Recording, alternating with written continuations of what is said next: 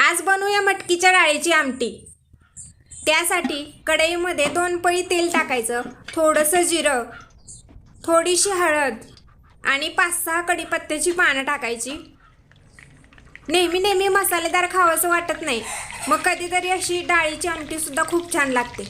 आता त्याच्यामध्ये लसूण, खोबरं, आलं, कोथिंबीर याची वाटण केलेलं होतं ते टाकायचं, चांगलं परतून घ्यायचं। आता त्याच्यामध्ये घरगुती 1 चमचा लाल तिखट, चवीप्रमाणे मीठ, थोडासा गरम मसाला आणि शिजवून घेतलेली मटकीची डाळ टाकायची आणि परतून घ्यायची। आता आपल्याला जेवढं पाणी हवंय तेवढं त्याच्यामध्ये टाकायचं आणि उकळी आली की तयार आहे आपली मटकीची डाळीची आमटी।